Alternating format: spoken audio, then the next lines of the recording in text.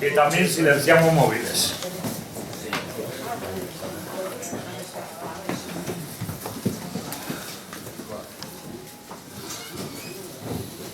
Bueno, antes de nada, os digo como siempre que con Alberto cerramos el ciclo de conferencias de este año, pero nueva actividad en la sede. Tenemos un vino español, estás invitado. Aquí celebramos el nacimiento del niño Jesús, no las fiestas de invierno, el niño Jesús. Y viva Cristo Rey.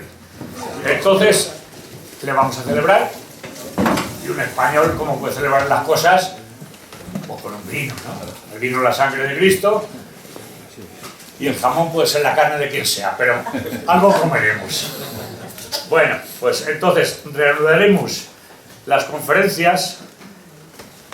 El día 28 no hay, porque está en medio de las dos noches. El día 4 tampoco, porque es víspera de los Santos Reyes Magos, la Epifanía de nuestro Señor. Y cada vez soy más católico. Además, juro por Dios que cada vez soy más católico. Y el próximo día 11 de enero, ya del año que viene, del 2019, ya iniciaremos pues, con un conferenciante estupendo como todos los que tenemos. Bueno, os esperamos, a ti también, a tomarnos una tapita el próximo viernes, ¿vale? Bueno, pues tenemos aquí a Alberto Bárcena, sin ese, el otro es el mangante, licenciado en Derecho, profesor en Historia y Doctrina Social de la Iglesia. Vamos a ver, doctrina social, hablar de la Iglesia es hablar de social, y hablar de doctrina social es hablar de la Iglesia, digan no lo que digan, pero bueno. Doctor en Historia Contemporánea en la Universidad San Pablo CEU, experto en el Club de Bilderberg, que te trinco, te agarro, para que nos hables de ello cuando tú quieras, porque aquí estamos hablando del futuro del mundo, y creo que tú eres muy experto, y nos contarás muchas cosas. Bueno, ha escrito un libro estupendo, que es La Iglesia y la Masonería. En realidad tenía que ser la masonería dentro de la Iglesia, pero bueno. Y también pues tiene algunas aficiones, es un actor, ¿no? Hace cura de vez en cuando. Y bueno, en Garabandal, alguien le ha visto en la película, y tenemos aquí al reverendo padre, Alberto Bárcena. ¿Padre? El padre Vergara. El padre, por favor. Y eso está dicho, y eso está hecho.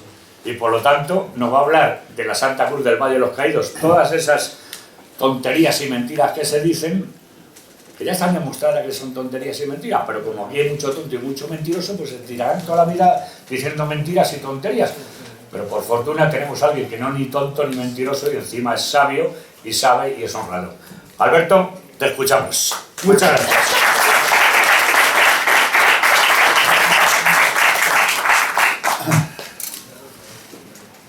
Bueno, gracias a vosotros por invitarme. Para mí es un honor hablar en este sitio histórico, en el despacho de José Antonio, nada menos, y de algo que tiene tanto que ver con él como es el Valle de los Caídos, en tantos aspectos, y no solo porque esté ahí enterrado. Bueno, en primer lugar, la tesis, o sea, si soy doctor en Historia Contemporánea, es por una tesis que hice sobre el Valle de los Caídos, que se ha quedado reducida a este libro. La tesis entera son 600 páginas y los apéndices documentales son, pues no lo sé, 3 veces la tesis. Mi directora de tesis me decía ya entonces, hace ya 10 años, saca fotocopia compulsada de todo documento interesante que te encuentres, porque a ver ese fondo durante cuánto tiempo más se va a poder consultar, o simplemente sigue estando donde está. Yo estuve todos aquellos años, 7 nada menos, investigando aquí al lado, en el Palacio Real, en el Archivo General de Palacio, hay un fondo llamado Valle de los Caídos, para el que quiera ir, 69 cajas. Que por cierto, a don Anselmo, el abad emérito del Valle, le habían dicho por teléfono en Patrimonio que no había nada del Valle en este archivo. Miles de documentos, toda la historia de su construcción. Y son fuentes primarias, como decimos en historia. Es decir, esto no llega a través de un comentario, libro, publicación de alguien, sino que son las fuentes que va dejando la historia, documentos originales, que cuando se construyó aquello, claro, hablan por sí solos. Ya me han llegado a decir, en algún periódico, naturalmente, por supuesto, muy tendencioso, que claro, si yo utilizo documentos oficiales del franquismo, ¿por qué se me va a creer? Le contestaba a ese comentario otro con bastante gracia.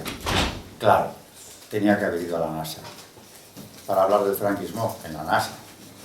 Oiga, los documentos oficiales del franquismo, como dice usted, son simplemente los documentos que generaron o generó los años que duró la construcción del valle. Y claro, toda esa documentación cabe en 69 cajas, malamente, pero sobre todo es que no es la única que hay sobre la construcción. Ahora bien, lo principal está ahí.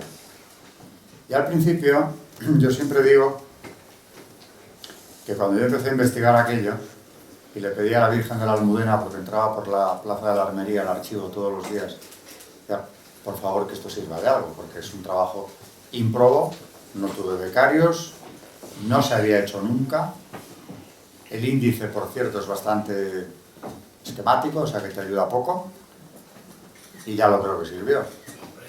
Pero al principio, debo decir que los primeros tiempos, yo pensaba, bueno, aquí hay documentos que sí, que bueno, que está muy bien, pero que nos hablan de cosas muy pequeñas. Luego ya surgieron otros que todo lo contrario, había algunos demoledores, en cuanto a que dejaban la leyenda negra en nada. Pero es que luego incluso los que parecen menos importantes van formando lo que siempre he llamado yo un mosaico. Cuando los ves todos juntos, dices, aquí se refleja lo que fue la vida de aquellos trabajadores durante todos aquellos años. En muchos pequeños detalles, pero también en los grandes. Por ejemplo, por no perder el hilo, hay algunos que llamaban la atención, y me acuerdo de la alegría que me dio el primer día, o el día que encontré un documento donde quedaba claro, en el año 44, que los presos estaban equiparados a los libres. En cuanto a salarios, ahora hablaré un poco de ello, y en todo lo demás. Es decir, toda la legislación social del franquismo, que en un año había sido algo que podríamos calificar de único en la historia, porque hay que ver la cantidad de seguros que al trabajador le iban llegando en el año 43-44. Es algo increíble. Aquí tengo datos que a mí mismo me llamaban la atención. Bueno, esto es la legislación social de Franco, de la que no quieren hablar nunca sus enemigos, de otros aspectos sí, pero de la legislación social prefieren no tocarla. Bueno, ahora ya como vivimos en el imperio de la mentira, han llegado a decir que incluso a esas realizaciones habría que ver, porque fueron posteriores, claro, como no, o si no de la República, que no hizo nada, por cierto. Pero claro, cuando te encuentras un documento, como es el escrito de Juan Manús, hermano de José, que tenían una de las contratas principales del Valle, en el cual el empresario se queja ante el Consejo de las Obras de que, claro, todo este desarrollo social del último año cambiaba la situación por completo del empresario, porque si él había aceptado unas condiciones, había ido a concurso para lograr una de las contratas y finalmente lo que se encontraba un año más tarde es que pasaba a tener un porcentaje de cargas sociales muchísimo mayor, que se disparó después, por cierto. O sea, que de lo que él se quejaba no era nada para lo que vendría luego. Y claro, ahí lo que está diciendo el empresario no es ninguna manipulación, es más, es una queja ante el Consejo en la que dice lo que él paga por trabajador, o lo que le paga a cada trabajador al margen de las cargas sociales. Y viene a decir que naturalmente libres y penados están equiparados y que como además se ha subido el año anterior el salario base de 8 a 10 pesetas diarias, y eso afecta a todos, pues claro, con el número de empleados que tiene él, las cifras del Valle se han disparado. O sea que lo dice de pasada, pero lo deja clarísimo. Se pagaba lo mismo a los libres que a los penados. Claro, hace poco me escribió un correo, no a mí, a mi editor, alguien, pues yo creo que con una orientación bastante sesgada, que había leído el libro, y decía que él veía una contradicción o varias en el mismo. Por ejemplo, que la ley de redención de penas, el decreto del 37, por el cual se crea ya la redención de penas por el trabajo, establece que el penado percibirá 2 pesetas diarias, 4 si tiene mujer en zona nacional, por supuesto, no van a mandar el dinero al otro lado, y por cada hijo menor de edad 1 peseta más. De momento. Y claro, cuando empieza a ver los salarios del Valle, dice, esto no cuadra. Pero es que no cuadra porque vamos a empezar por una cosa. En el Valle de los Caídos no se aplicó nunca la ley. Es decir, lo único, algunos requisitos previos, como era que para llegar allí lo tenían que pedir. Eso sí. Y por supuesto tenían que acudir el interesado a través del director de la prisión donde estuviera, al patronato que se creó al efecto, Nuestra Señora de la Merced, que por eso tiene en el Valle de los Caídos una capilla bien reconocible con sus cadenas y rejas, para que quede claro que esa es la Virgen de los Presos, cuyo nombre llevaba el patronato. Y el que quisiera llegar al Valle lo tenía que pedir aquí en el Ministerio de Justicia, explicando las razones, circunstancias personales, por qué pedir allí, en qué prisión está, en fin, hacer un poco una historia de su situación y del por qué quiere ir allí. Y también, naturalmente, se le pide cualificación profesional. ¿Usted a qué se ha dedicado? Porque en el Valle, cuando me dicen, ¿qué cobraban? Pues oiga, depende muchísimo de lo que hicieran. Un peón, lo voy a poner en lo más básico que había, nadie cobraba menos que el peón, ni libres ni penados. Los peones que estaban haciendo las carreteras, en buena parte eran presos de Banús. Bueno, ya antes, cuando llegó Banús, las carreteras, lo esencial estaba hecho por trabajadores libres. Porque algo que también quiero dejar claro, de los 19 años que dura la obra, presos, allí solamente trabajan durante 7 de los 19 años. Para que se diga que aquello lo hicieron los presos. Del 40, que es cuando empiezan las obras, al 43, todos libres. En el 43, con el patronato que ya tenía un rodaje grande, empiezan a llegar presos, que siempre serían en torno a la mitad del número total de empleados o de trabajadores que hubo. En el 50 no hay ningún preso, por la sencilla razón de que se les ha concedido el indulto a los últimos. Se quedaron muchísimos, pero ya porque quisieron, evidentemente. Algunos de los que alcanzaban la libertad se iban, otros pedían quedarse. Bueno, a partir del 50 allí no hay un solo preso. Y las obras duran hasta el 59. Eso para empezar. O sea, que eso de que el monumento lo levantaron los presos, primero, es mentira. De 19 años estuvieron 7. Y en esos 7 no estuvieron solos nunca. Porque el porcentaje puede variar de un mes a otro. Para eso es indiscutible. Hay un tipo de documento que es irrefutable, que son las comunicaciones que tiene que hacer cada empresa de los empleados que tiene a efectos del suministro de víveres. Y naturalmente ahí no se discrimina en absoluto, ¿eh? Al preso no se le da pan y agua. Comen exactamente lo mismo que los otros. Que por cierto, era bastante más y mejor de lo que se comía en la España de entonces en muchos pueblos. Yo pude entrevistar, cuando empezaba mi tesis, a José Alburquerque, que era el sobrino de los carniceros de Pequerinos. Y él me contó, allí se subía, al Valle se subía, la única carne que había en el pueblo. En el pueblo lo que quedaba, lo que vendían mis tíos era casquería. Pero la carne iba entera al Valle, que era lo que se servía a los presos y a los libres, empezando por ahí. Es decir, que primer mito que se te cae en cuanto empiezas a investigar, la igualdad absoluta.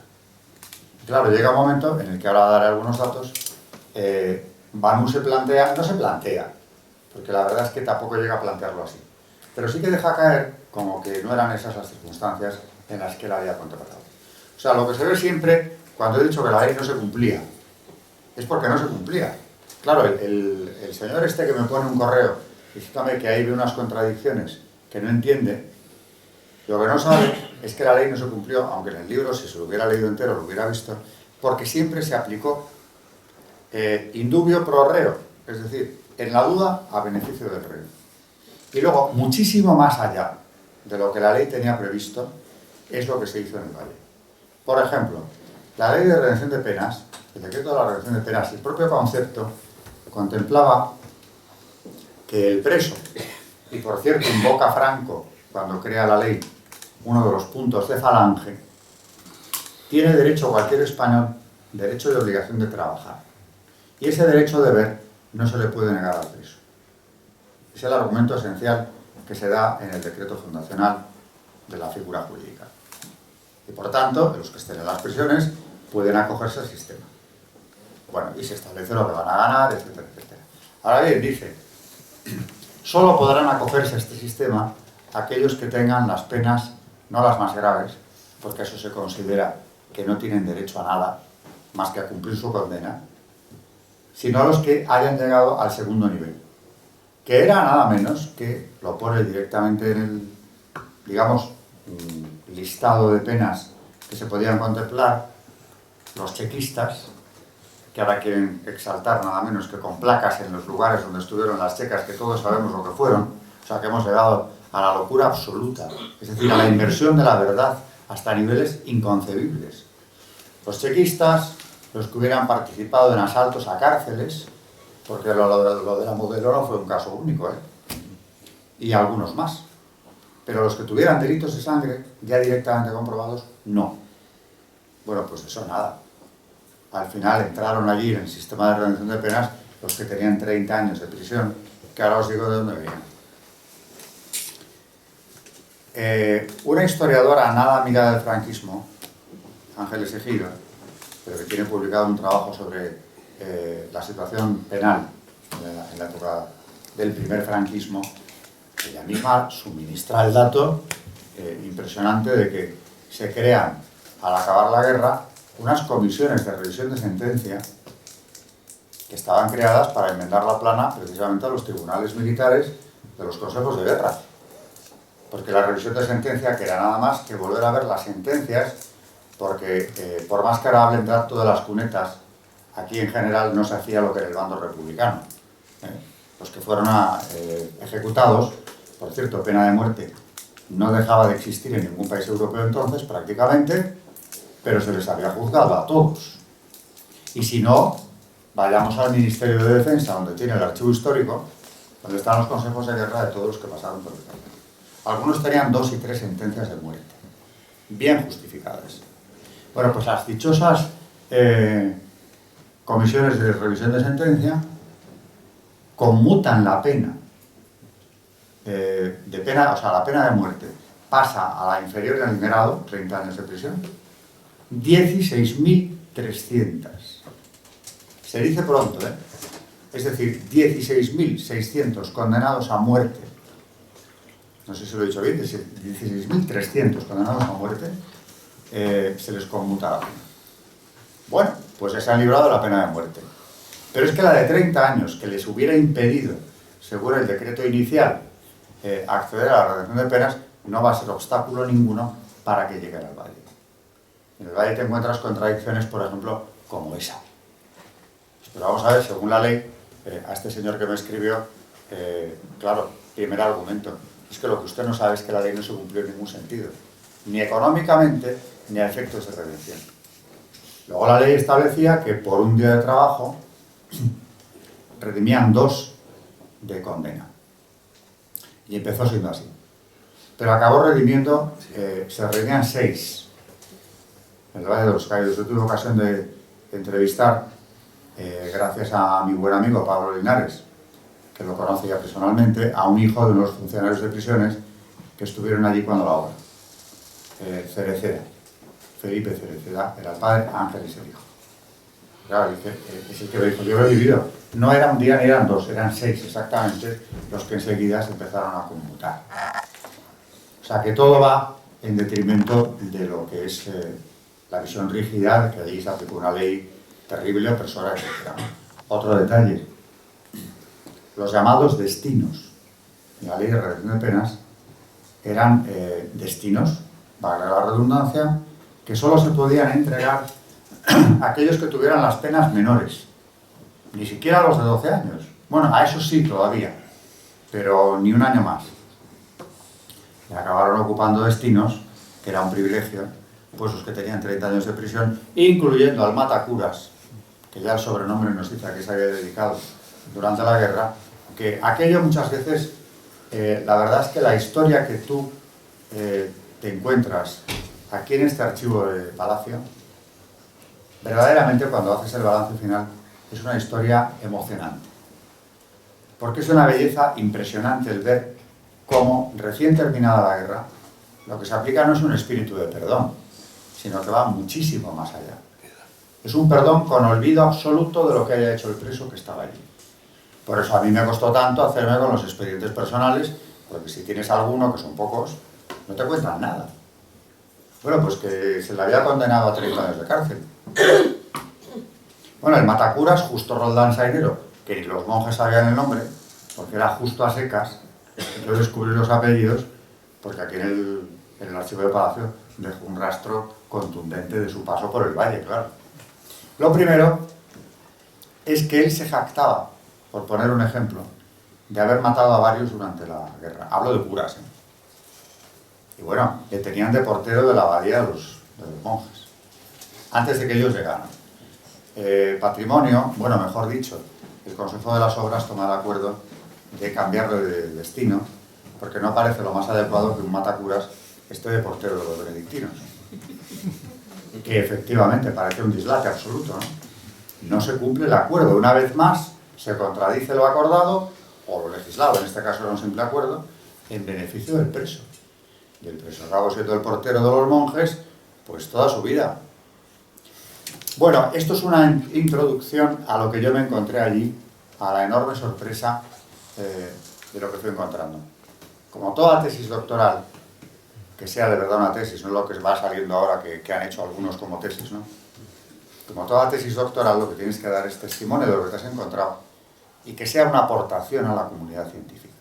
Si no vas a contar nada nuevo, pues abstente de hacerla, a no ser que hayas encontrado un enfoque diferente que le sirva al investigador que venga detrás de ti.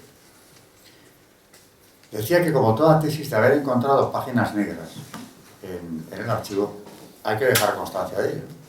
O sea, de haber encontrado algún abuso de esos que se han reflejado 1000 veces, de haber encontrado ejecuciones, como también se han contado, que las hubo, muertos tirados a los cimientos, que además hubiera caído el edificio, por cierto, porque la ignorancia es supina y desde luego es osada también, ¿no? Pero ¿cómo van a cimentar con los muertos? Pero es que allí no es que no se ejecutase a nadie, que por supuesto no ocurría. Es que lo que yo me he encontrado es que en los documentos del Consejo de las Obras recurrentemente les amenazan con la expulsión. Que eso es muy bueno. El que no se porte como debe vuelve al lugar del que vino. Y bueno, había terror, porque eso ocurriera. En primer lugar, lo que hay que dejar claro, porque están dando la pelea, ahora que ya la mentira ha llegado a extremos verdaderamente escandalosos. Lo han trabajado, porque yo como profesor puedo dar fe de que en los años que yo llevo dando clase, 20 ya, en esta universidad, en el CEU, de aquellas generaciones que me llegaban hace 20 años a las de ahora, que ya aquellas me parecían deficitarias en cuanto a base, no digamos lo que es ahora. O sea, a los de ahora les puedes contar lo que te dé la gana, porque ya se han ocupado ellos, es decir, quienes han hecho los planes de educación, de que de humanidades no tengan ni nociones. Por tanto, de historia, la que les quieras contar. Bueno, pues una de las mentiras, para eso ha servido, precisamente el poder llegar al punto en el que estamos, ¿no? Es que aquello es el monumento, por una parte, a los caídos del bando nacional, o bien el mausoleo que se quiso hacer Franco, como si fuera un perfecto perturbado mental, ¿no? Levantar aquello en la sierra precisamente para enterrarse, una especie de faraón. Ese mito de la tumba faraónica lo lanza Indalecio Prieto. No creéis que es nada original. Y desde que él lo dice, en el año 59 lo escribe en un artículo del exilio, eso ha tenido éxito y se ha seguido repitiendo, ¿no? El monumento faraónico que Franco se está haciendo en el Valle de los Caídos. Bueno, pues lo cierto, vamos con las motivaciones de Franco. Hay un primer documento del año 40, que es porque él recién acabada la guerra, bueno, incluso antes, tiene ya la idea de construir el Valle de los Caídos. Es más, en plena guerra, él ha tenido una visión que no quiere contar. Aparte de por pudor, porque es un tema, claro, que sobrepasa, digamos, el ámbito de lo natural. pero él ha visto el sitio, sin haber estado. No cuenta casi a nadie. A Diego Méndez sí se lo contó. ¿Y alguno más? Por ejemplo, al general Moscardó, que es quien le acompaña a buscar el Valle de los Caídos. Él sabe más o menos dónde está. En la Sierra de Madrid, en Guadarrama, por ahí cerca del Escorial, pero no sabe dónde, porque no lo ha visto todavía, y lo tiene que volver a ver. Y una tarde coge a Moscardó, que había comido con él en el Pardo, y se lo lleva a buscar el Valle de los Caídos, lo dice él ya así. Y entran en la finca de Cuelgamuros, cuando no había estado en su vida, y uno de los guardas de aquella familia, que por cierto había sido prácticamente extinguida en la guerra, los Villapadierna, habían matado a dos de los propietarios, hermano y hermana, no sin antes al marqués de Muñiz, que era uno de los dueños, el varón, llevarla al Escorial, hacerle firmar la donación de la finca al Frente Popular, donar al Frente Popular también otras 100.000 pesetas además, porque decían ellos que con qué iban a explotar la finca si no. Lo traen de vuelta a Madrid y lo fusilan. Esa es la historia de cómo Cuelgamuros pasa la guerra. Naturalmente se devuelve a los supervivientes de esa familia, y cuando Franco entra allí, uno de los guardas les enseña la finca. Hay un momento en el que ya no pueden subir con el coche y entran a pie y llegan hasta el alto, que es Altar Mayor.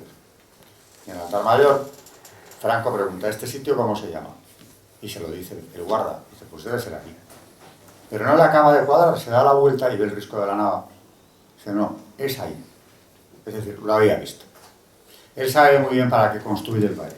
Y no solo es todo lo que él dijo luego que tenía que ser. Monumento a los caídos de los dos bandos, lo deja claro el año 57 por si había alguna duda. Cuando le sacas ese decreto a los enemigos de Franco, bueno, y de la Iglesia y de España, porque va todo unido, ¿qué te dicen? Que bueno, pues que eso, no, que no. Digo: bueno, ¿y este decreto cómo lo refutáis? No te contestan. He tenido la experiencia varias veces. Sino que, aparte de ser lo que él dice en el decreto, que tiene que ser el valle, es un lugar de protección para España, es un pararrayos que tenemos ahí, importantísimo, y lo saben ellos mejor que nosotros. Cuando hablo de ellos, hablo de los que lo quieren destruir. Lo saben mejor que nosotros. El que haya culto en la basílica, y esa cruz, la mayor del mundo, allí levantada, saben que no solo les molesta esa puta cruz, como dijo Zapatero pasando por delante del valle en coche, no solo les molesta la visión de la cruz, es que saben que protege. Y aquí un inciso. La Virgen de la Medalla Milagrosa, cuando se aparece en 1830 a la vidente Santa Catarina Labouré en París, lo que le pide es que construyan en París, aparte de la medalla, una cruz que se pueda ver desde cualquier lugar de la ciudad, que hubiera estado ubicada más o menos donde hoy está la Torre Eiffel, cosa que no se logró de ninguna de las maneras.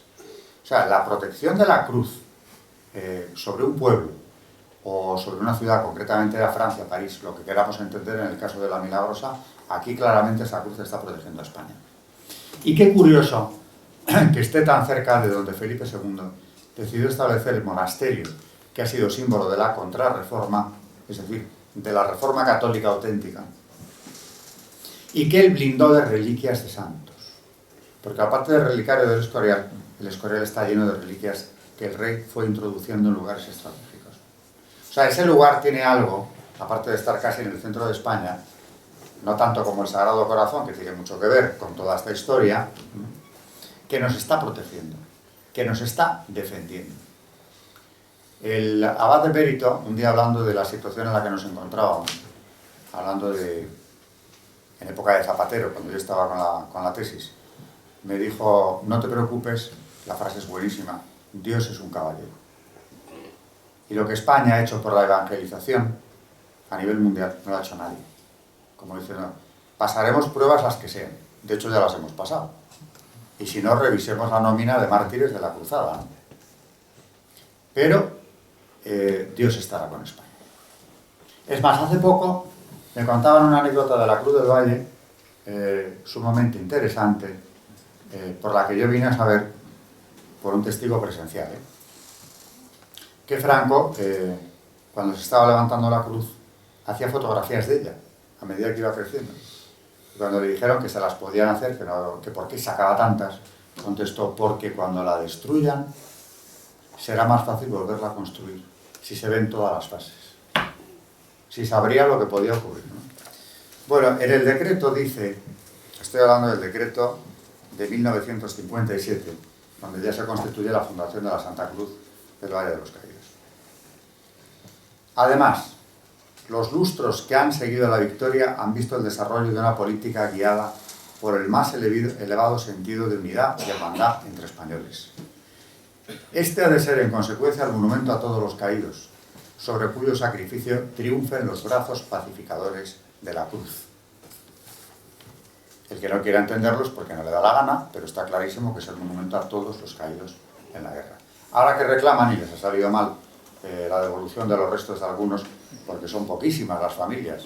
Pensó Zapatero que iba a ser un aluvión, o que a través de las asociaciones, de la memoria histórica, se iba a conseguir un aluvión de peticiones. Fracaso total. Pero luego, Franco Salgado Araujo, hablando con su primo, de que el monumento está levantando, la verdad es que ampollas, porque lo ves en las cajas que hay aquí, hay una dedicada a recoger la documentación de los traslados de restos, pues algunos alcaldes dicen que con mucho disgusto los ceden, porque ¿por qué tienen que estar enterrados los rojos con los nacionales cuando eran estos los que habían causado la guerra y toda la mortandad en el bando republicano, todos esos mártires? Cuando Salgado Araujo se lo hace ver, el monumento, contesta Franco, no se hizo para seguir dividiendo a los españoles en dos bandos irreconciliables. Se hizo, y esa fue siempre mi intención, como recuerdo de una victoria sobre el comunismo que trataba de dominar a España. Él hablará luego de las fuerzas antiespañolas, comunismo y masonería, para las cuales, para las dos, crea un tribunal que es el mismo de represión de ambas cosas. Así se justifica mi deseo de que se pueda enterrar a los caídos católicos de los dos bandos. Bueno, esto que han llegado ahora a crear, de que es el monumento del oprobio y de la ofensa a los caídos republicanos, por supuesto que es totalmente nuevo, En el 59, cuando se inaugura el monumento, un periódico tan poco dudoso como el New York Times, perteneciente a quien pertenece, escribe, bueno, aparte de que el Washington Post también da cuenta de la noticia como algo muy positivo, como un acto de reconciliación, el New York Times escribe, ante una muchedumbre de entusiastas formada por más de 40.000 personas, el general Franco ofreció el ramo de olivo de la paz a los millones de españoles que entre 1936 y 39 lucharon al lado del gobierno republicano vencido. Es decir, que hasta en los Estados Unidos tuvieron claro que era un monumento a la reconciliación, por más que ahora quieran negarlo. Bueno, verdaderamente, ¿qué se podría tocar? El decreto fundacional, no voy a seguir con él por la falta de tiempo, pero recoge varios los fines fundacionales. Bueno, pues los conocidos son mantener el culto con todo el esplendor que la Iglesia recomienda, dirigir una escolanía que aumente ese esplendor y, en el punto C, dirigir el Centro de Estudios Sociales. Es decir, un centro donde se recopile y se dé a conocer la doctrina social de la Iglesia, precisamente para evitar situaciones como las que propiciaron la guerra civil, dice el propio Franco. Y claro, el centro tiene para él una importancia tan grande como el resto del monumento. Un centro que funcione, donde además se imparta no solo formación en este sentido, sino que también haya ejercicios espirituales, y allí tienen que acudir empresarios, sindicales, o sea, jefes sindicales, y todo el que quiera contribuir en la formación del Estado católico al que Franco aspira. Me podría detener hablando de que lo que Franco busca es precisamente eso. Y este es el motivo del odio al franquismo. El Estado católico que logró levantar. Pío XII, en el año 43, que no es un año nada favorable precisamente a España, hablando del régimen de España, del franquismo, en el 43, dice que era una clara muestra de las inagotables posibilidades que en la doctrina católica, sinceramente practicada, había encerrado la divina providencia para la edificación y reconstrucción de los pueblos, que coincide prácticamente con lo que un poco más tarde dice Franco, ya en el 45, en el Congreso Sindical. Un Estado católico, eminentemente social, constituido sobre la base de lo que nos une, en la que todos los españoles son iguales ante la ley y tienen acceso a los puestos del Estado. El sentido católico es peculiaridad que nos caracteriza y que nos permite que no se nos confunda. Sólida garantía para los gobernados contra la arbitrariedad o los excesos siempre posibles del poder. Bueno, luego enumera lo que tienen que hacer los benedictinos, que es, aparte de rogar por el alma de los muertos, y por supuesto, naturalmente, de España, tienen que dirigir este centro, que funcionó pues hasta la transición. Claro, en cuanto él desapareció, pues naturalmente ya Calvo Sotelo reduce la financiación del centro y la suprime por completo Felipe González. Con lo cual el centro cesa en cuanto a su actividad en época de Felipe. Bueno, podría hablar, y tengo recogido en mi tesis, de tantos aspectos como que hace poco impartí un seminario en el CEU sobre la historia del Valle. Y claro, ¿qué aspectos destacaríamos? Ya porque la hora es bastante avanzada, ¿no? En primer lugar, ya lo he dicho, la equiparación entre libres y penados. El salario del que habla Banús era de 10 pesetas diarias para todos, peones, porque luego, claro, había algunos de mayor cualificación que ganaban tanto o más que algunos de los trabajadores libres, mucho más. Por ejemplo, el maestro ganaba mucho más que un peón y era un preso, Gonzalo de Córdoba, que tenía a su cargo la Escuela del Valle, donde se reunían, por cierto, los hijos, los presos, de los libres, de los funcionarios de prisiones como Cereceda, de los profesionales que trabajaban en la obra, y no hubo el menor incidente nunca. Gonzalo de Córdoba los traía aquí a examinarse al Instituto de San Isidro y acabaron prácticamente todos el bachillerato allí. Y de los que se ha podido seguir el rastro, a la universidad, que en aquella época no era ni mucho menos lo normal. Es decir, la escuela, que era gratuita y obligatoria, porque el regidor del Valle se lo hace ver a los distintos poblados, los padres que tengan hijos en edad escolar y no los lleven a la escuela, tendrán que abandonar este sitio.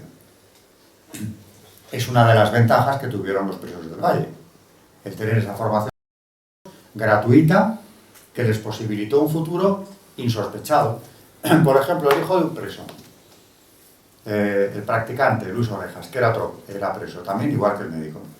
Y además, mejor no hurgar en sus antecedentes, sobre todo los del médico, que perteneció al Comité Rojo de Aravaca, que no es un sitio precisamente donde las cosas fueran suaves en cuanto a la represión, ¿no? Bueno, pues allá había estado el doctor Lausín. El practicante, Orejas, acaba colocando, después de que su hijo hace el bachillerato en la Escuela del Valle, sin que le cueste un céntimo a su familia, claro, y se hace delineante después, todo esto con el dinero del Valle, con lo que ganaba su padre, se coloca en Guarte, empresa que trabajaba en ese momento en la Cruz. Es decir, que lo que hubo fue un enchufe directísimo de un hijo de un preso en una de las empresas que tenían una de las contratas principales. Eso en cuanto a salarios. O sea, no hay la menor discriminación en relación con los libres. No la hubo nunca. Es más, algunos de los presos pasaron luego al Consejo de Administración. Tuvieron participación en beneficios. Algunos de los presos. ¿Y qué habían hecho estos presos? Bueno, pues los delitos de sangre recogidos. Vamos a ver.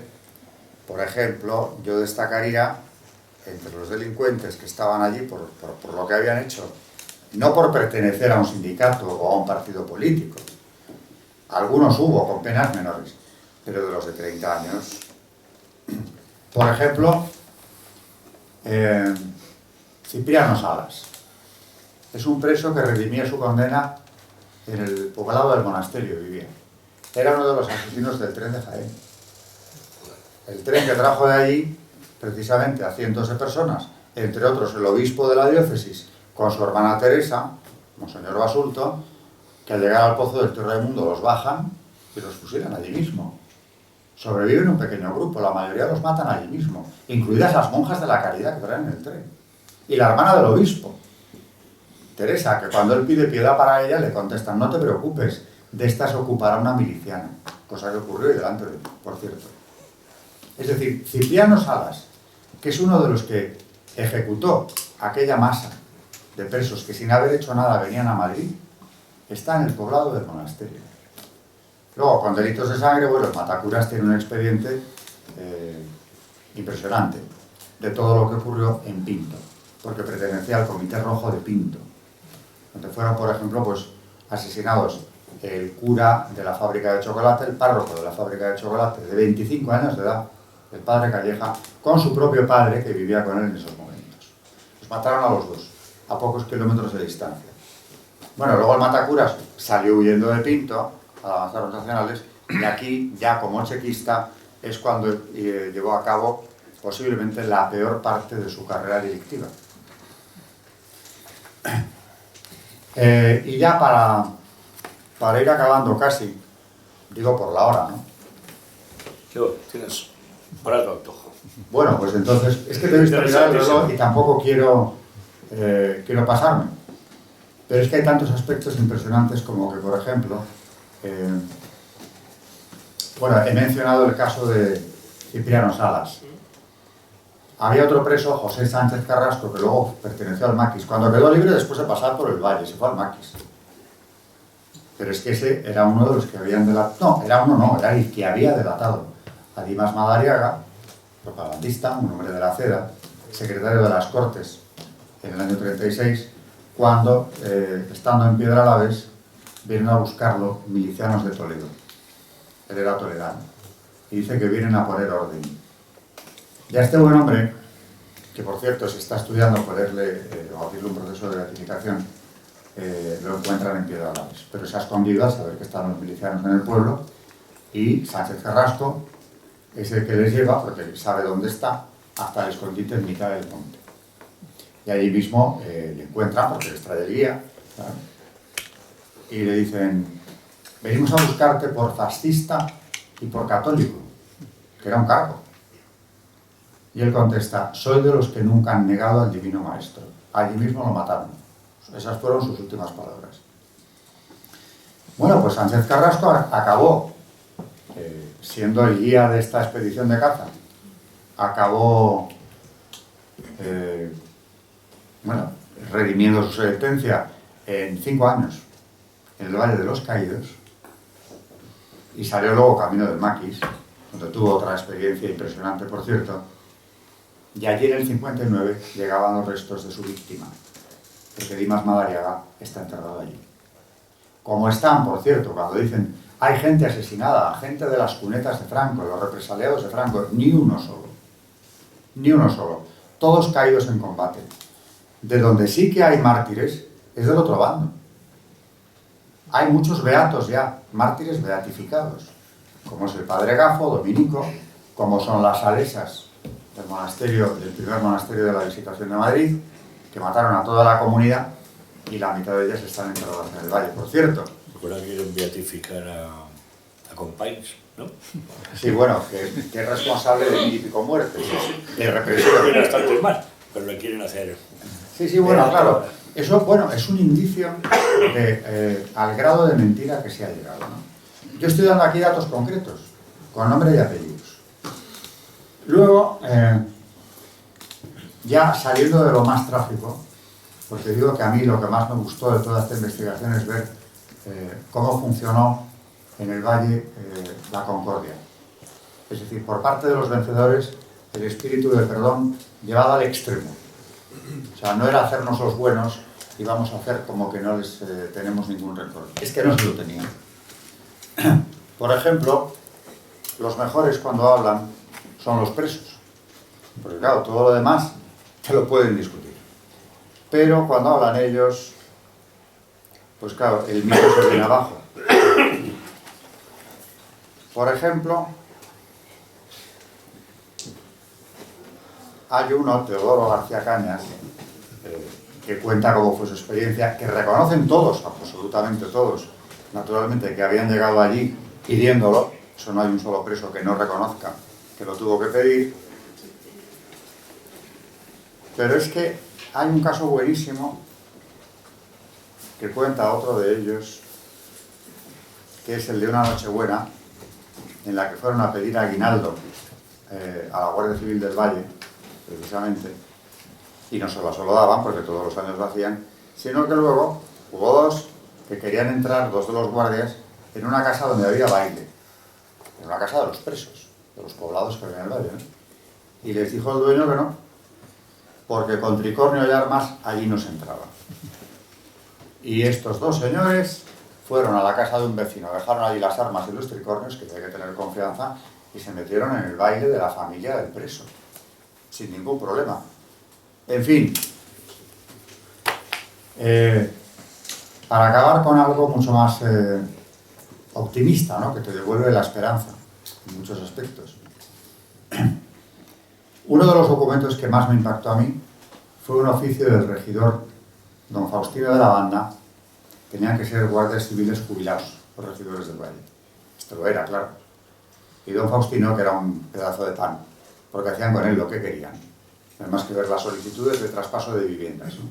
En las viviendas también se cambiaban de un poblado a otro y alegaban cosas como que se iban a casar, o bien que como se iban a casar y su suegra vivía en el poblado que fuera, querían estar más cerca de ella, porque ya era mayor, y por tanto pedían el traslado a ese poblado. Otros querían una casa mayor para que en vacaciones cupiesen allí todos sus hijos, que trabajaban en Madrid. Y ya, no es que pidieran esto, es que parémonos a pensar. Quien alega estos motivos ante el Consejo de las Obras es alguien que espera de ellos, naturalmente, un trato más que benévolo.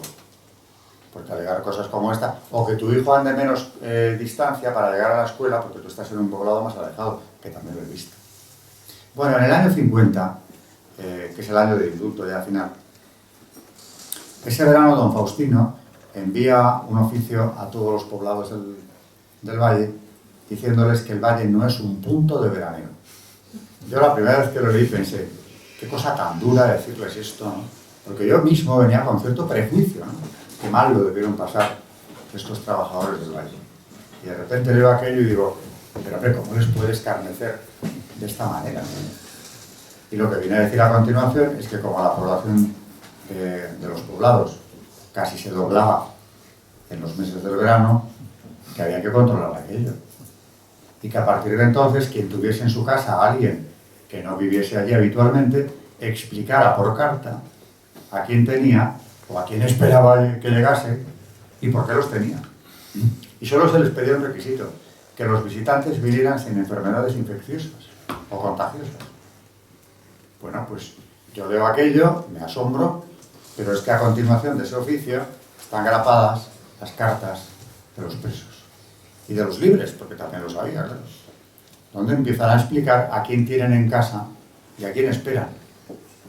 Y luego, claro que veraneaban, y además lo dicen ellos, vienen de vacaciones mis nietos, o vienen mis hijos, o vienen mis amigos. Hay uno que bate el récord, que es Juan Solomando. Este era un preso. Aquí está lo del baile, perdonadme que vuelvo para atrás, porque esto lo cuenta un preso con sus propias palabras, ¿no? Llegaba la Nochebuena, dice Teodoro García Cañas, y hemos ido al cuartel a pedirles el aguinaldo y alternado con ellos. Habla de guardias civiles. Hubo un caso, este sí, curioso. Una Nochebuena se presentaron dos civiles en una puerta en una casa que había baile, que el dueño de la casa dijo que los civiles en su casa no entraban. Hombre, ¿qué tal? Pues si quieren entrar en mi casa, tienen que dejar el fusil y el tricornio. Y se los quitaron, los llevaron a casa de un vecino, lo encerraron todo en un armario y ya entraron en la casa. Palabras textuales de Teodoro García Cañas. Bueno, volviendo a lo del veraneo, pues estaba hablando de Juan Solomando, que es un preso que llega allí de los primeros, ya en el 43.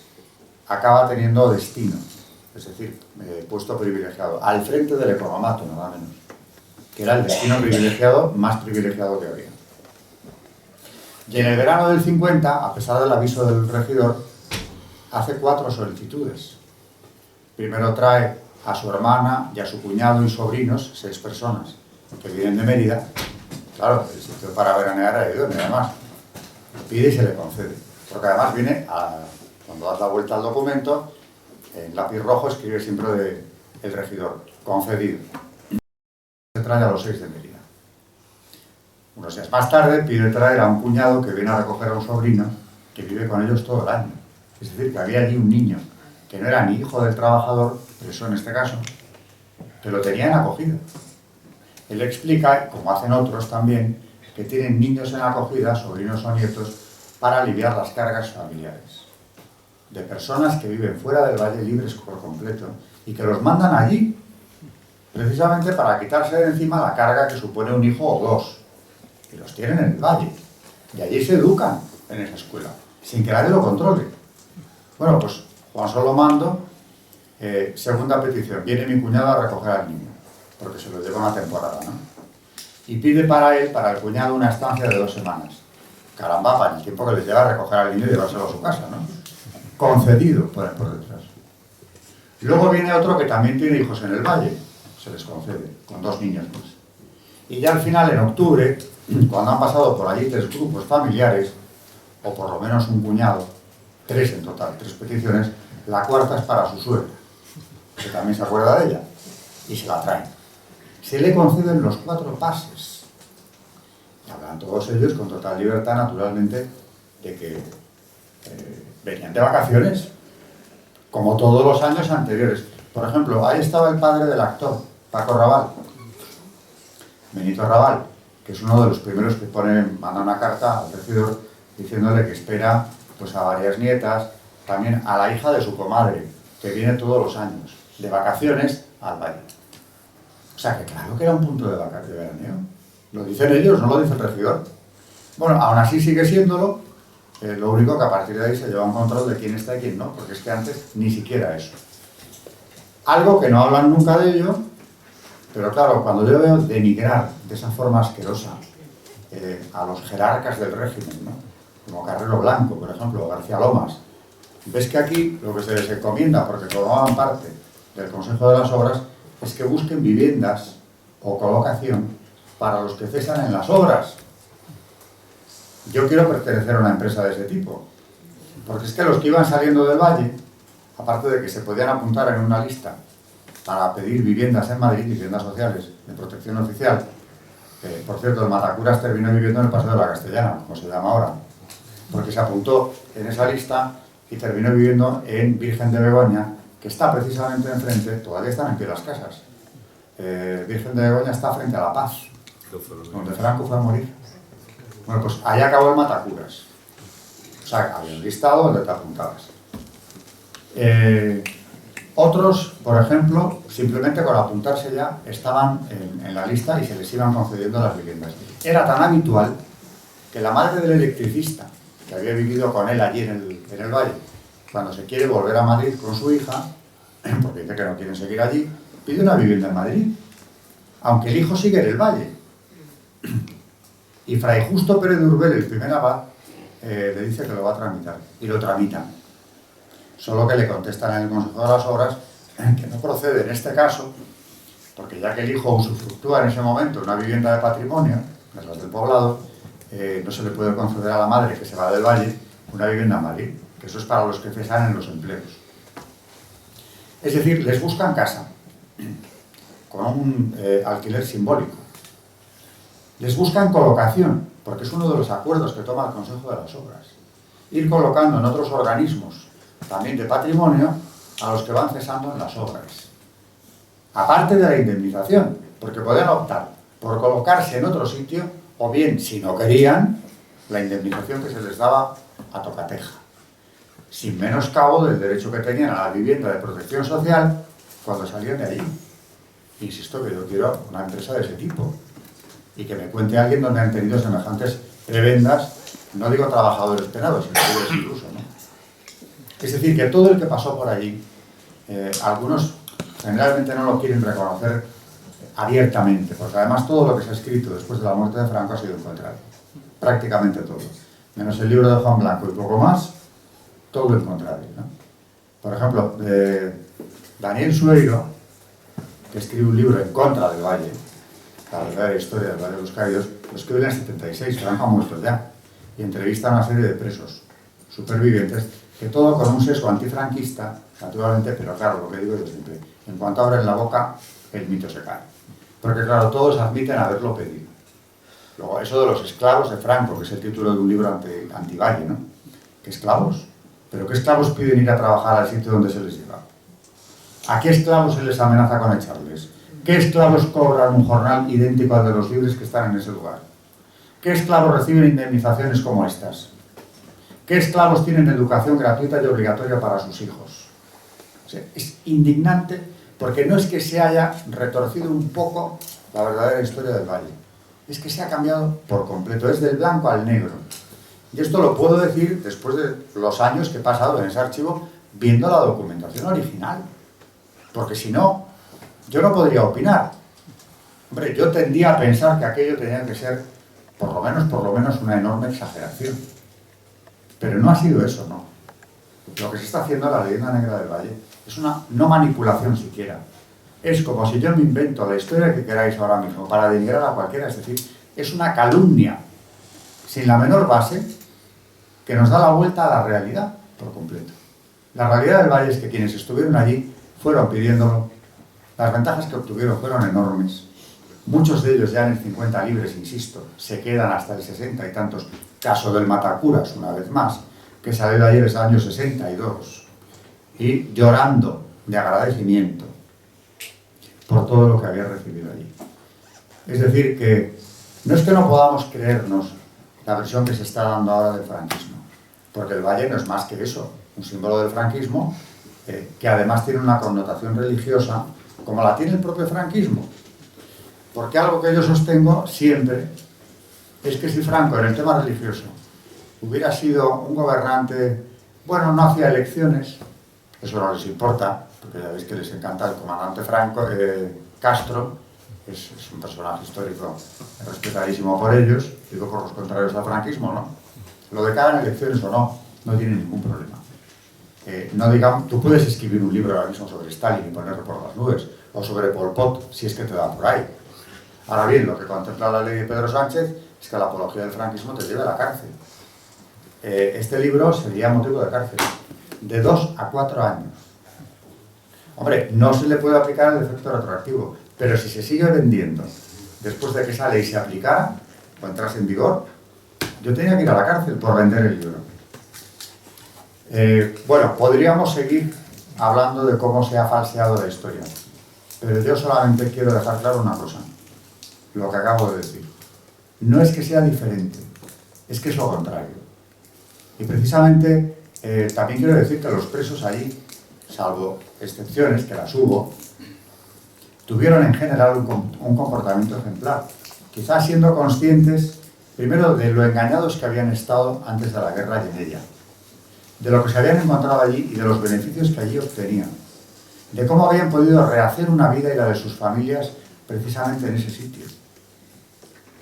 Es decir, que lo que hubo fue una concordia, un espíritu de convivencia que ya quisiéramos tener ahora, y desde luego esa intención de humillar, hacer sufrir, matar de trabajo y de hambre, como se ha dicho también, a los presos, es todo lo contrario. O sea, la igualdad de condiciones es absoluta y naturalmente los que han tenido a sus espaldas los delitos que he comentado antes, allí redimen condena exactamente igual, es más, en contra de la ley que dispone lo contrario, con la misma facilidad, por cierto, que los presos de delitos comunes que también llegaron al Valle, de eso se habla poco. Un dato ya para terminar del todo, sí, porque ya son las 9:20, pero hay un dato que también... Te vamos a preguntar ahora, Vale, con tu permiso. Hay un dato también de esos documentos que decía yo que son, que caen como una bomba, ¿no? Igual que el escrito de Banús, donde habla de las cargas sociales, donde habla de la equiparación. Otro de los que a mí me llamó mucho la atención fue una correspondencia que está grapada, están todas juntas, aunque la he visto en más de una caja, se duplicó, donde escribe la viuda del primer muerto en accidente laboral allí, Jerónima Díaz Organista, que tenía 3 hermanos presos, los 3 con expedientes dignos de ser vistos. Y su marido, Alberto Pérez Alonso, os conozco a todos, como comprenderéis, mejor que algunos de los que he tratado, ¿no? Alberto Pérez Alonso muere en el año 48. Y ella, años más tarde, ya a los 50, como ha quedado viuda con hijos menores, ella es una empleada en el Valle, trabaja en cocinas. Pero dice que a la vista de que las obras se acabaran antes o después, y ella es viuda con familia numerosa, pide que aunque su marido esté muerto, se le conceda una de esas viviendas que se están concediendo a los demás. Yo leo la fecha, porque ella dice la fecha de la muerte de su marido, enero del 48, y bueno, puede ser una errata. Si fuera una carta sola, pues claro, han hablado de miles y miles de muertos. Claro, piensa, si las obras empezaron en el 40 y en el 48 no ha habido ningún accidente mortal, ¿cómo se han podido concentrar los miles de muertos al final de las obras o a partir del 48, cuando además en esa época estaba hecho lo peor? Habían horadado ya el Risco de la Nava, que es donde estaba el peligro peor. Hombre, quedaba la cruz. Y pues, tantos murieron luego. Digo, claro, esa carta, pienso, puede ser una errata, pero no, porque todas las cartas que vienen a continuación repiten la fecha. Ella escribe a don Diego Méndez, sabiendo que siempre con los presos ha tenido una actitud de beneficiarles cuando pudo, entre otros a Matacuras. Diego Méndez escribe a su vez a el ministro de la Gobernación, Blas Pérez, que forma parte del Consejo de las Obras, diciéndole que qué puede hacer esta señora para obtener esa vivienda que tienen los demás en Madrid. Y Blas Pérez le dice que lo tramite exactamente igual que todos los demás. Y todos repiten la fecha de la muerte de Alberto Pérez Alonso, que es el año 48. Al final, hay una cifra que los enemigos del Valle dicen siempre, la cifra oficial que dan los franquistas es de 14 y 18 muertos. Mire, esa cifra no la dan los franquistas. La dan dos presos del bando republicano, que sabían muy bien de lo que hablaban. El médico y el practicante. El doctor Lausín y el practicante Orejas. Lausín es el que venía del Comité Rojo de Aravaca. Y fue allí a redimir su condena. Y no le pusieron a picar piedra, le pusieron de médico, desde el primer día en el botiquín. Y Orejas exactamente lo mismo.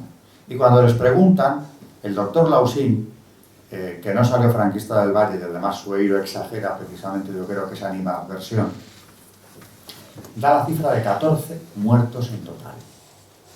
En unas obras que han durado casi 20 años. Es decir, que estaríamos por debajo de la siniestralidad europea de la época y posterior. Y a Orejas, cuando le preguntan, por separado en otra entrevista, en vez de 14 habla de 18. Claro, está contabilizando muertos que no mueren allí, sino que son trasladados por la gravedad de las heridas a Madrid. Y alguna borrachera. Bueno, por ejemplo, Sí. hay uno que se cae de un camión porque le da la gana de subirse en la parte de atrás y el conductor le dice, bueno, pues súbete. Y en una curva se cae. Bueno, eso no es crueldad de franquismo, es que, claro, han cometido una imprudencia verdaderamente llamativa que podría haber acabado bien, que no sé cómo iba el que iba detrás, pero se cayó y se muere. Valdepeña, que son unos fascistas. Claro, en fin, todo esto es así y yo, vamos, no hay, en una hora no se puede relatar lo que fue la construcción, pero al menos dejar puntos claros, sí. Cobraban, tenían beneficios enormes, llevaron a sus familias que salieron beneficiadas y al acabar les esperaba una vivienda de protección oficial y una colocación al margen de eso, una colocación o una indemnización a Torrevieja. Eso es lo que se les hizo sufrir a estas personas en el Valle de los Caídos. Y podríamos hablar de muchos ejemplos que yo he recogido. Pablo Linares ha recopilado los consejos de guerra de muchos de los presos del Valle. Es él quien encontró a Cipriano Salas, el del tren de Jaén, por cierto, y a otros muchísimos. Yo le animo siempre a que publique un libro contando los consejos de guerra, porque otro mito que, claro, nos han contado es el de los presos políticos. Pero fijaros el tacto de las autoridades del Valle. Llama presos políticos, la documentación de la época, a estas personas. Todos cuando hablamos de presos políticos tenemos una idea diferente. Claro, no son criminales que en la retaguardia hayan ido matando a gente indefensa. Por ejemplo, Leonardo Agüero, otro que me viene a la memoria de repente, que era el fontanero del Valle. Vamos, el que lo utilizaban en la abadía, por cierto. Leonardo Agüero va a detener a un chico de 19 años, me puedo imaginar la afiliación política del chico, aquí en Madrid, y su madre se interpone. María Caballero, me acuerdo hasta el nombre de la madre. ¿Y qué hace Leonardo? Les pega tiros a los dos. Al hijo de la madre, para que no estorbe. Claro, consejo de guerra. Acabó de fontanero y cuando vas a buscar aquí en el archivo de Palacio el expediente personal de Leonardo, no cuenta para nada porque estaba allí. Delito, rebelión. Es decir, que ha estado en el bando contrario. Nada más. Pero no te cuentan qué es lo que había hecho. Eso hay que verlo en los consejos de guerra.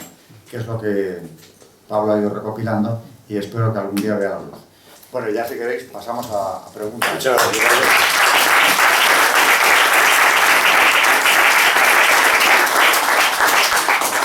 Yo voy a pasar un poco, y rectifícame por favor, porque había una queja entre los empresarios, Banús, Suárez y compañía, era tal el avance social que había en aquella época, las gironadas, decían, coño, si me ha dicho que cotice por tanto, ¿cómo le puedo dar? O sea, eso se asustaban, pero no solamente en el Valle de los Caídos. No, claro. Es que se amaneció una noche, se durmió una noche y se amaneció al día siguiente con seguros sociales, con enfermedad cubierta, con medicina gratis, con operaciones, o sea, eso hay que decirlo, porque eso es el avance, eso es el verdadero Estado. Mira, ya que lo dices, en la documentación de aquí del Palacio Real aparecen cifras, para el que sea amigo de los números. En el año 43, precisamente el año que se establecen los destacamentos penales del Valle de los Caídos, el recargo a la nómina que tenía, las cargas sociales suponían un recargo a la nómina de un 22%. Nada menos, ¿eh? Pero es que un año más tarde había pasado al 27%, que es de lo que se queja precisamente Banús. ¿Qué cosas estaban cubriendo de repente que no habían estado cubiertas jamás? Por ejemplo, entre las cargas sociales. El seguro de accidentes. Por cierto, que ahora son un 33%, ¿eh? Ya ves tú. Pues ahora eso hay más. Por cierto, que en el 50 las cargas sociales... Más un 6% del trabajador, que no había entonces. En el año 50 el recargo a la nómina había pasado a ser de un 107%. Porque la idea de Falange es que el trabajador era el dueño de la empresa. Y entonces la empresa tenía que pagarle todos los seguros de toda la familia. Bueno, pues En aquella época había bastante falangismo. vamos, no, claro, por supuesto. El otro día en una entrevista que me hicieron y me preguntaban que por qué estaba José Antonio del Valle de los Caídos. Pero vamos a ver, es que ustedes se han enterado de que, sobre todo en el primer franquismo, en lo que se inspira, aparte de la doctrina de la Iglesia, que son los puntos de Falange. ¿Cómo no va a estar José Antonio, aparte de que es un caído, ¿no? Por cierto, en el Valle de los Caídos se ha estudiado más a Marx que en ningún otro sitio. Sí. En el estudio de centros sociológicos. Sí, sí, Marx, claro. Balcón y compañía, ¿eh? Es que allí invitaban a cualquiera, claro. Bueno, os cuento. Accidentes, seguro de accidentes, subsidio familiar, subsidio de vejez, descanso anual, eso significa vacaciones pagadas. ¿De cuándo acá? En España antes de esto. Descanso dominical. Cuota sindical.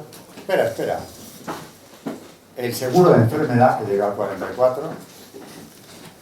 Gratificación de Navidad, es decir, la paga de Navidad. Gratificación del 18 de julio, ya estamos en 14 pagas en el año 44. Y 13 meses y 11 meses trabajados por unos de vacaciones pagadas. Además, total, como os decía antes, me he equivocado. En 1950, el recargo a la nómina en seguros sociales que paga el empresario, atención, es de un 172% en cargas sociales. Y ganaban las empresas, que había trabajo y producción. Un 172, si queréis la cifra exacta, 172, porque eran muy exactos todos los decimales, 145% de recargo a la nómina. Ya que hablas de... No había RPF, ¿eh? No, claro. No lo había.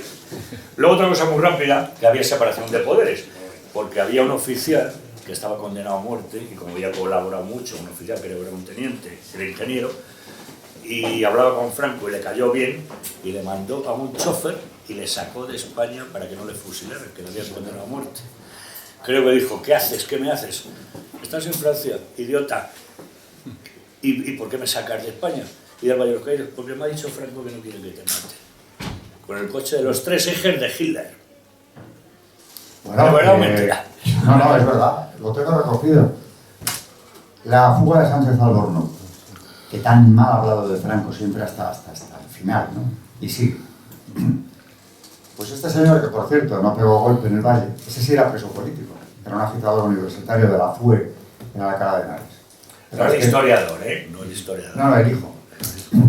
El hijo llega al Valle con su amigo Alamana y le meten en oficinas. O sea, agotador aquello, porque ya le dicen que era un aburrimiento, eso es lo reconocido, lo que se aburrió en las oficinas del Valle. El día decide que se escapa. Y planea la fuga, hay una película incluso sobre la fuga de Sánchez Albornoz, que es así. Queda con un contacto suyo en la lonja del Escorial, sale andando, desde el Valle andando, con su amigo Alamana, los montan en un coche de una chica americana que se presta a la aventura, apellidada Solomon, que luego fue escritora, y se van a comer al parador de Medinaceli, los presos del Valle, escapados esa mañana. Comen allí. Al llegar allí, uno de los que va en el coche dice: vamos a pedir unos bocadillos para no llamar la atención. Y dice Sánchez Albornoz: no, de eso nada. Vamos a comer lo que nos dé la gana, comer lo que les da la gana. Ni un control, nada, nadie les busca. Y esa noche están en Barcelona. Porque la fuga de Alamana y Sánchez Albornoz fue una fuga permitida.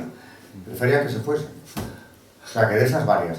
Y luego hay una buenísima, también recogida documentalmente, de un grupo de presos que deciden fugarse, a la vista de que aquello no era tan complicado. El domingo, sobre todo, porque para no molestarles, si venían familias de las que no vivían allí, venían de visita, no se hacía el recuento del mediodía, porque era estorbarles, con las familias no vamos a venir aquí a pasar lista, ¿no? Y no se hacía. Con lo cual tenían más horas que los demás días. Y un día queda un grupo un domingo, pero fijaros la situación de terror en la que se vivía allí, que el grupo en cuestión decide hacerse primero ellos mismos, a la sombra de los árboles, una paella. Si parece una película de humor español, sí. Se hacen una paella. La arranca.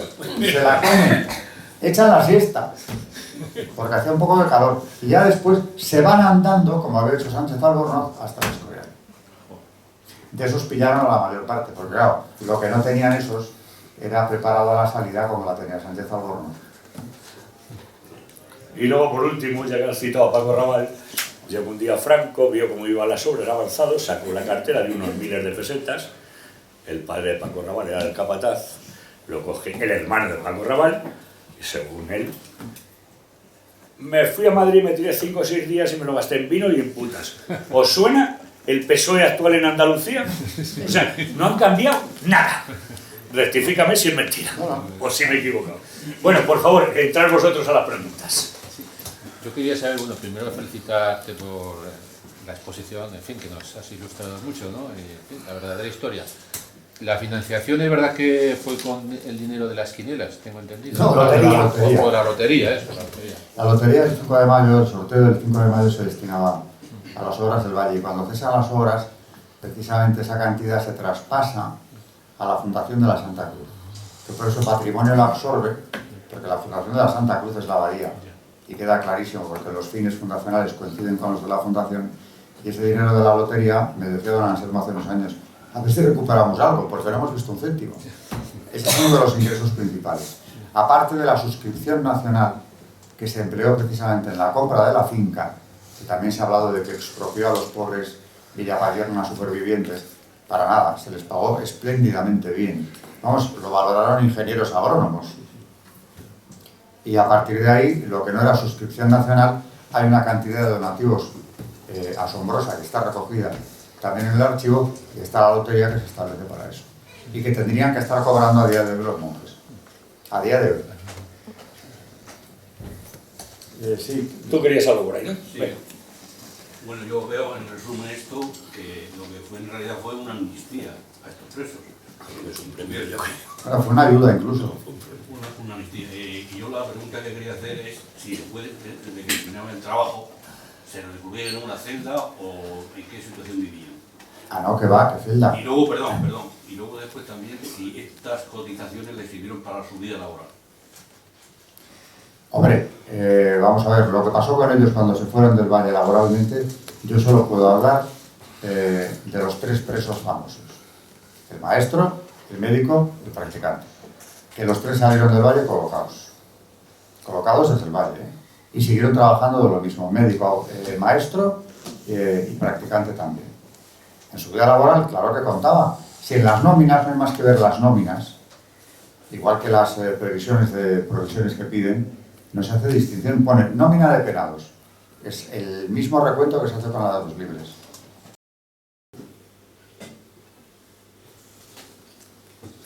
¿Alguien más? Por favor.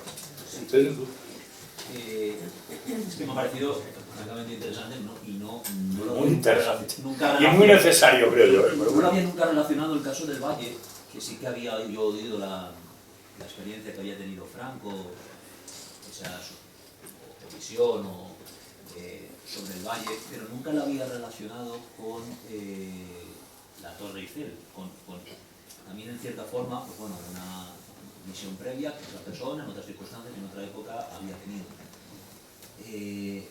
¿Has podido profundizar algo más en cuanto a las motivaciones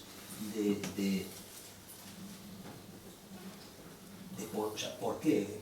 ¿Quién hay detrás? O sea, ¿quién puede haber Es lo tuyo, Alberto Macho. Claro, Es lo ¿quién tuyo. puede haber detrás? Porque lo has dejado muy claro en cuanto a la protección que la cruz hace sobre España pero la verdad es que sí, es la cruz más grande, no solo de Europa, sino Del mundo. del mundo. Y la Torre Eiffel, en realidad, es prácticamente el ejemplo, es el símbolo contrario. La Torre Eiffel es un símbolo masónico. Sí. Y en el caso de la Torre Eiffel, se empeñaron para que no se pudiese hacer nada similar, como tú muy bien has dicho, como la cruz del Valle de los Caídos.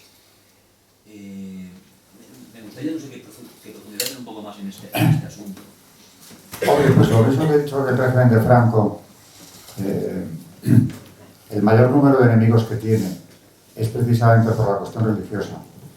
De eso no tengo la menor duda, ¿eh? Porque ya, claro, la tesis, cuando empiezas a hacerla, hay una primera parte que se llama el estado de la cuestión, que es recoger todo lo publicado sobre tu tema.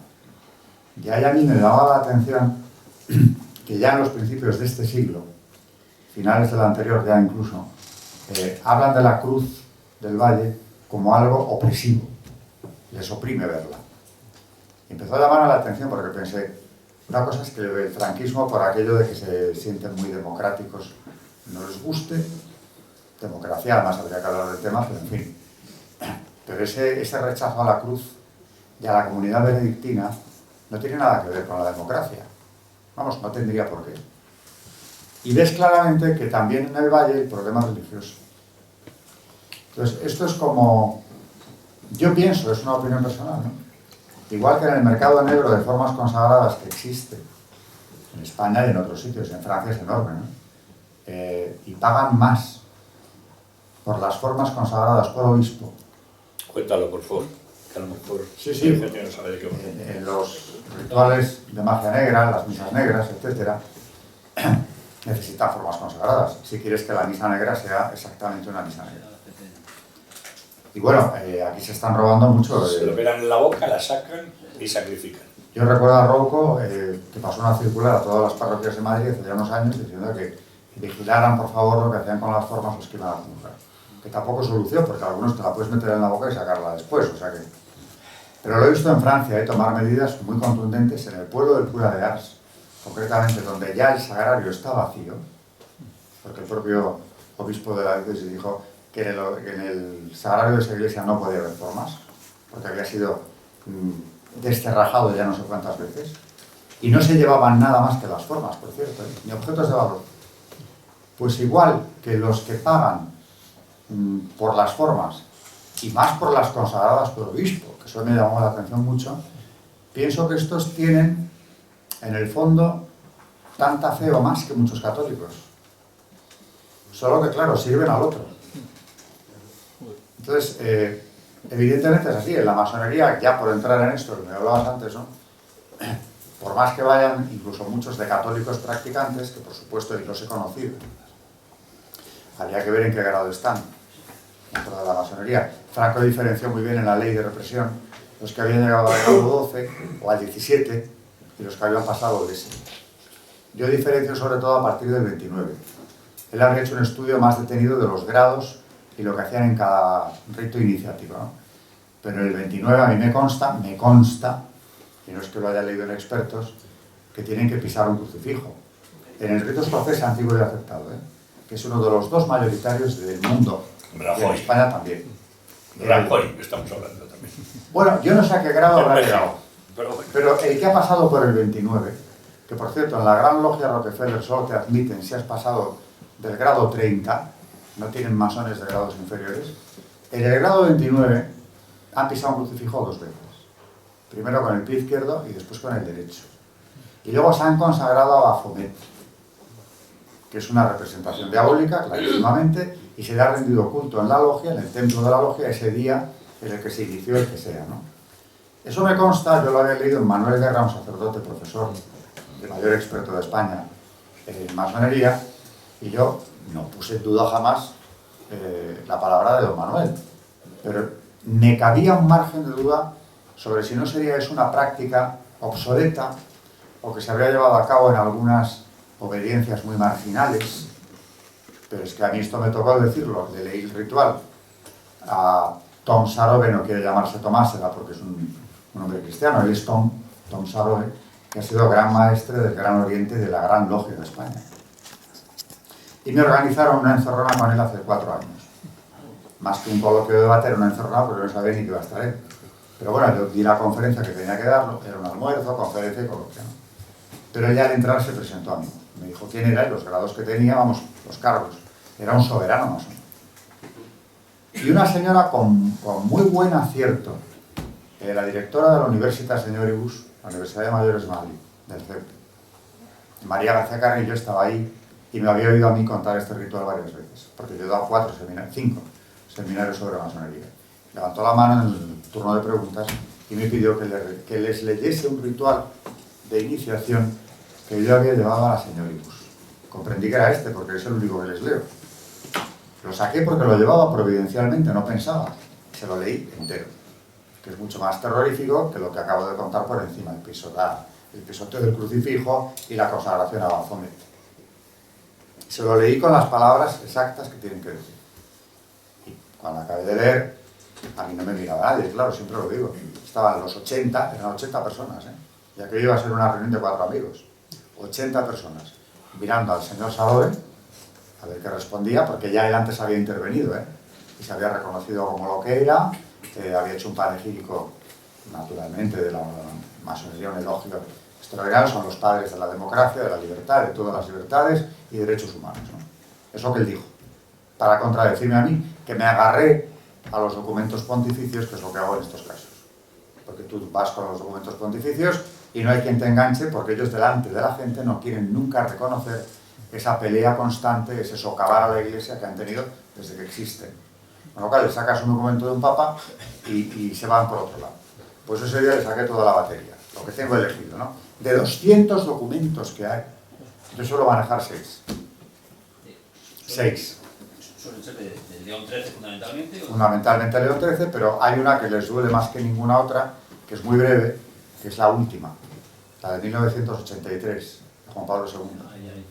La Quasitum Est, que es un documento de doctrina de la fe. Una declaración de doctrina de la fe que firma el cardenal Ratzinger, pero añade, en audiencia celebrada ante su santidad Juan Pablo II. ¿Y recuerdas, ahí ya se había quitado del Código de Derecho Canónico? Salió el mismo día. El mismo día. Por eso se llama Quasitum Est, porque se ha cuestionado, empieza el texto, se ha cuestionado si la no mención expresa significa que ya la doble pertenencia sea aceptable. Dice, no es así.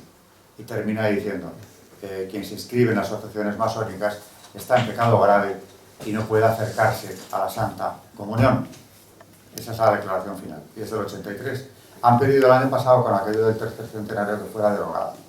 La masonería francesa se lo ha pedido al Papa actual, que no la derogó. Claro, es que es un paso derogar eso importante. Bueno, volviendo al señor Sarobe, ¿qué ocurrió? Pues que le pasaron el micrófono para que contestara y yo pensé, aquí sí que va a venir una rociada impresionante, lo va a negar, naturalmente. Y estuvo, él que era tan locuaz hasta ese momento, y muy agresivo, por cierto, se quedó con el micrófono en la mano y yo no sé qué tiempo pasó, pudo ser 1 minuto, que es eterno, en silencio. Y cuando ya se comprendió que no es que estuviera pensando en la respuesta, es que no iba a haber respuesta. Me miraba a mí, no hacía nada más que mirarme, con una cara, una mezcla entre estupor, odio, asco, no sé muy bien. Era para haberle hecho una foto y no dijo nada. Hasta que ya le quitaron el micrófono, siguió el turno de preguntas y claro, aquello fue una oleada, porque entre toda la gente que había se oyeron cosas muy interesantes. Tuvo una hora más, la hora que duró el turno de preguntas, no dijo nada. Y al acabar, ya cuando yo me iba a recoger mis papeles, se me acercó, se quedó con la misma cara de asco mirándome, no me dijo nada, yo le di la mano y me marché. Es decir, ese día, y lo cuento en mi libro sobre la masonería, tuve la certidumbre de que estaba harto de presenciar esa ceremonia, claro. Porque a mí me dicen semejante cosa. Cuando él iba acompañado para hacer otro papel de otro masón que decía que era católico, él era el otro, que el día antes habían impuesto la ceniza, porque era miércoles de ceniza. Claro, vas como de tolerante y de que todo lo aceptas, el catolicismo incluido. Y te cuentan esto, pues te han acabado de tirar el argumento, ¿no? Contradícelo. Y no pudo. Porque lo que no pueden es negar eso. O sea, otra cosa es que lo oculten y no hablen de ello, pero otra cosa, distinto que tú se lo relates como es un ritual perfectamente tasado, y te lo nieguen, no lo puede hacer. Aparte de que ese día masones allí había unos cuantos, no estaba solo. A ver, última pregunta, muy rápida. Por favor. Volviendo al tema del Valle de los Caídos, una cosa que me ha sorprendido y que creo que no hay una basílica horadada dentro de una montaña, ¿no? Entonces, bueno, explico un poco la causa y el por qué es así, que ya no han construido simplemente una basílica, un monumento como tal. Juegos de caverna. Espacio tienen de sobra, tenían de sobra, ¿no? Pues eso forma parte de la, llamémosle, visión de Franco. O sea, lo que él ve entre la guerra es que tiene que estar en ese sitio, tiene que estar esa cruz ahí, y tiene que estar dentro de la montaña. No, nunca explicó demasiado por qué. Quizá lo sepan o lo llegarán a saber algunos. Diego Méndez me consta que contó lo que supo, lo que le contó Franco, que fue muy breve. Lo hubiera contado mucho más, Diego Méndez hubiera contado con facilidad mucho más. ¿Y quién más pudo saberlo? Gente muy allegada a él. Hombre, sí es verdad que él reconoce que ese sitio lo ha visto antes, pero no dice en qué circunstancias. Como muchos videntes, no hay experiencias, digamos, sobrenaturales, que han tenido. Y para mí, el Valle, aparte de que sea lo que él ha dicho, ¿no?, lo que he leído antes, un monumento que nos recuerde que hemos derrotado al comunismo, que eso no puede volver a ocurrir, y además un homenaje a todos los caídos en la guerra, y bueno, pues lo que pone en el decreto, que son fines muy importantes, pero para mí, es una impresión, creo que él tenía en mente, o le daba al monumento una importancia muchísimo mayor, incluso que todo lo que dice en el decreto. Y de ahí el empeño, que se Zapatero en adelante, de acabar con la cruz, de convertir la basílica, que cese el culto. Les importa tanto como demoler la cruz, que no haya culto allí. Por algo será. Porque claro, no es que quiten a Franco, es que es el primer paso para desacralizar la basílica, convertirla en un museo de los horrores, que no saben si ponerlo allí mismo o en la propia abadía, sacar de allí a la comunidad benedictina. En fin, no es resignificar, como dicen ellos aquello, es convertirlo en algo absolutamente contrario, no ya al franquismo, sino a la fe. Bueno, en el túnel férreo de San Gotardo hemos tenido una manifestación muy clara, ¿no? Eso es lo que harían ellos. Podemos, pero viene el diablo y sí que podemos con el diablo. Con el diablo no hay problema ninguno. Bueno, pues es un poco en resumen eso, ¿no? Perdón, ya sí que has dicho última pregunta, pero es que yo hace muchos años, igual no lo recuerdo muy bien, yo estuve en San Michel, en Francia. San Michel no es una cosa muy parecida al Valle, pero en antigüedad. ¿En qué sentido? Pues es una roca, es también una basílica. Bueno, y tienes grutas o capillas católicas cristianas del paleocristiano. En Cuevas hay muchas. De esta dimensión ninguna. Ah, ya. Además, basílica, ¿eh? Ya. Que podría estar en otros sitios. Pero yo creo que lo que él hizo fue desarrollar un proyecto que había visto. porque todo lo del Valle es muy curioso. E insisto, lo de las fotografías, que él iba tomando, y que conteste cuando se le pregunta, para cuando la destruyan. No es que él fuera profeta, sino que pienso, es tan fácil, conociendo las fuerzas antiespañolas de las que habló hasta el final, que llegado el caso después de mi muerte, se diera la situación de que destruyan la cruz, que vamos a hacer fotos, porque en el fondo, desde la fe, él piensa, Dios acabará ganando. O sea, puede volver otra vez las fuerzas antiespañolas a imponerse en España, pero no va a ser para siempre. Por tanto, alguna vez se podrá reconstruir la cruz. O sea, partía de la base de que se podía dar esa situación de destruir la cruz, pero partía también de la base, que es lo importante, de que no sería una victoria definitiva del mal. Que es con lo que yo me quedo. Y por último, Alberto, lo de Alfonso XIII. Como consagres a España al corazón de Jesús, te cuesta la monarquía. Bueno, hizo el Cerro de los Ángeles y a los 8 o 9 meses no, hacer puñetas. Aunque se lo mereciera, pero bueno, eso es otra cosa. Vamos a ver, Alfonso XIII consagra España al Sagrado Corazón 3 veces. Yo voy a participar en el centenario que es este año, en marzo. Entonces, se inauguró el monumento en mayo. Pero aquí la cripta de la Almudena es templo nacional del Sagrado Corazón, porque allí hizo él la segunda. La primera fue en el Palacio Real, en un acto muy emotivo en el que de repente clausuró el 11º Congreso, no, el 22º Congreso Eucarístico de Madrid, bueno, eucarístico en general, que era el año 11, dijo que llevaran el Santísimo Palacio y lo entronizó en el Salón del Trono. Y ahí ya se hizo la primera consagración, con una fórmula del padre Postius, un claretiano que era el que organizaba aquel congreso. Primera consagración. Segunda, unos días más tarde, julio de 1911, en la Almudena, segunda consagración. Tercera, la del Cerro. Y cuando el padre Crowley le va a dar las gracias, que era el que dirigía las consagraciones, tenía una oficina de consagraciones para familias y entidades al Sagrado Corazón. Este sacerdote, que era un sacerdote peruano, le va a visitar para darle las gracias por su implicación, le dice que lo ha hecho muy gustoso porque el enemigo está en la ciudadela. Dice, y aquí en este mismo salón, no hace mucho le habían entrado a elegir entre iniciarse en la masonería y además, lo de siempre, reformar la familia y la educación. Es decir, introducir el divorcio, que es el paso primero, desacralizar el matrimonio, ha sido la fijación masónica, hasta que lo han logrado, y una vez que eso te lo has cargado, puede venir todo lo demás. Y le exigían eso, la iniciación masónica y una enseñanza laica. Además, fijaros la hipocresía, porque ellos que van de demócratas y constitucionales y todo lo demás, al rey, que era un rey constitucional, teóricamente, están exigiendo que introduzca unas leyes que no tiene poder de introducir. Y dice, les despedí con una venia, cuenta el padre Crowley, es decir, los echó. Y le dijeron que lo sentían. El que presidía esa comisión era un catedrático madrileño, masón por supuesto, que era Luis Simarro. Eso lo cuenta también bastante bien Franco en su libro Masonería, Jacquin Bord, Masonería.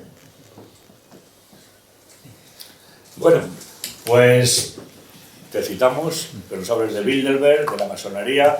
Hay gente que los que hablamos un poco de esto nos tienen como marcianos, de los hombres verdes, cuando todo lo que está pasando es producto de esto que viene de hace muchos años, pero muchos años. Sí, bueno, entonces alguien de una categoría intelectual como la tuya, desde luego va a ser superior a la mía, y a mí no me dicen que soy un idiota, sobre todo si tú me avalas un poco. Entonces, os recuerdo que el viernes que viene tenemos aquí un vino. Nos gustaría que vinieras, no es un vino masónico, es por celebrar una Navidad de un niño Dios. No hay cosa más tierna en la vida que tener un Dios pequeñito, un niño y eso, no como otros que tienen a un Dios con cuernos y cosas raras, y pues ahí, bueno, y todas estas cosas. Entonces, nos gustaría también que esta fuera tu casa, la de los falangistas, la de los nacionalsindicalistas, y el próximo día nos traes libros que te los vamos a comprar.